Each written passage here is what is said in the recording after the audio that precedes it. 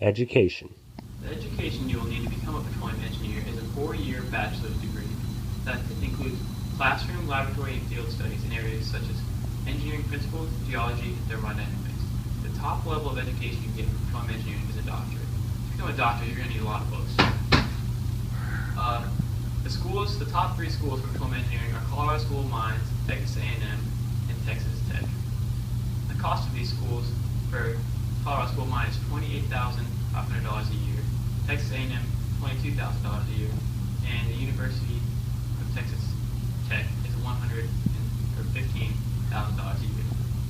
Students in petroleum engineering will benefit from taking high school classes in mathematics, algebra, trigonometry, calculus, science, and physics. Employment. Okay, so as a petroleum engineer, you're going to have to travel to a lot of foreign countries such as the Middle East or South America. That is where the most oil fields and rigs are in the world. Major influences for this job growth is the demand for oil. The oil prices right now are at a sky high, but they're slowly starting to come down. Petroleum engineering is growing at a rate of 17% over the next 10 years. This is the fastest growing field of engineering. Employers for petroleum engineers coming out of college are Shell, Chevron,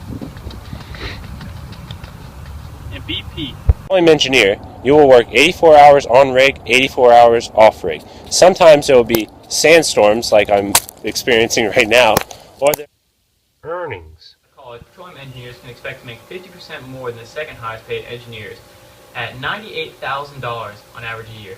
The top 10% of petroleum engineers make $285,000. Petroleum engineering job in Ohio, you're not going to find one. If you want to stay in the country though, you should probably check out Texas or Alaska. The pay you get for petroleum engineering are your level of education and the area which you're working, and the working conditions. If you're not a petroleum engineer, you're going to end up like Curtis and Haas. Ah! Throwing singles! If you're a petroleum engineer, this is how you'd be living. 1,020, 1,040, 1,060, 1,080. A bottle of Chardonnay, sir. Thank you very much, sir. Keep the change. You need it more than I do. Thanks. Interview. We did not get an actual interview with Tom Hoffman, so what we did end up doing was sending him an email, and he emailed us back. So this will be our enactment of me reading his responses. Mr. Hoffman, how much education do you have in this field? Well, I've been a teacher at the Colorado School of Mines for 13 years now, and I worked as a petroleum engineer for Exxon and Mobil for 9 years. So in total, I've been a petroleum engineer for about 21 years. Oh, that would be 22, but it's alright. I'm getting old now, I'm about 83, so some things just slip away from me. What is your favorite part about being a petroleum engineer? I would have to say my favorite part about being a petroleum engineer was all the traveling I've got to do. I've been to a lot of different countries.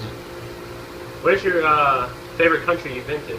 My favorite country I've been to, I think, would have to be Brazil. So what are some major projects that you've worked on? Recently I've been working on enhanced oil refinery. What does that entail? Enhanced oil refinery is just kind of like a generic term used that means you get more oil from the same oil field with more advanced methods and using newer technology. So you get more bang for your buck. What should people prepare themselves for if they're going into this field of engineering? One thing people should prepare themselves for if they're going into this field of engineering is if you plan on leaving the country, to prepare to get a lot of shots and vaccines, because when you leave the country there's a lot of weird diseases out there, like in the rainforests of South America, which you're in right now. Also, the other thing you have to be prepared for is long hours. Normally, when I was in the field, I was on 84-hour shifts, 84 hours on, 84 hours off, so it can take a real toll on your body. Another thing is, when you're in like the Middle East and stuff, you gotta get used to the new cuisine and stuff. That's really what affected me most, because I was a pretty picky eater. And so, the different foods and stuff is just something you can look forward to, but also something you might not like. Did you ever have to learn like any new languages or anything like that? They did pretty well about giving me a translator for like when I went into town and stuff, and like to buy parts, but for the most part, I mean, the local tourists... What was his name? Yeah. His name was Saddam. Saddam. Nice. All right. Yeah. Thank you. History. Come and listen to a story about a man named Jed. A poor mountaineer barely kept his family fed. And then one day he was shooting at some food, and up to the ground come a bubbling crude oil, that is, black gold, Texas. Scottish chemist James Young found petroleum seepage in the Riddings colliery. From this he used certain techniques to extrude oil used in lamps and also thick enough oil for lubricating machines.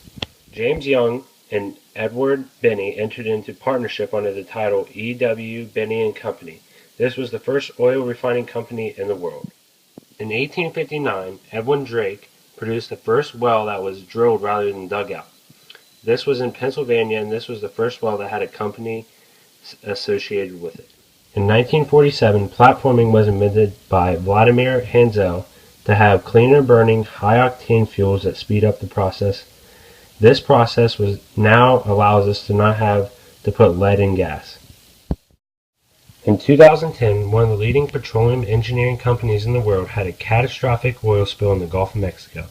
They estimated a total of 4.9 billion barrels of oil was lost in the ocean after the accidental spill. This is why we prefer Shell. To conclude our video, we want to wrap up everything that we talked about. If you're a petroleum engineer, you are bound to make lots and lots of money. But there's a high risk factor that's involved with that, because the working conditions are kind of rough sometimes. But there's a great job outlook, and there's a lot of positive things that come from being a petroleum engineer.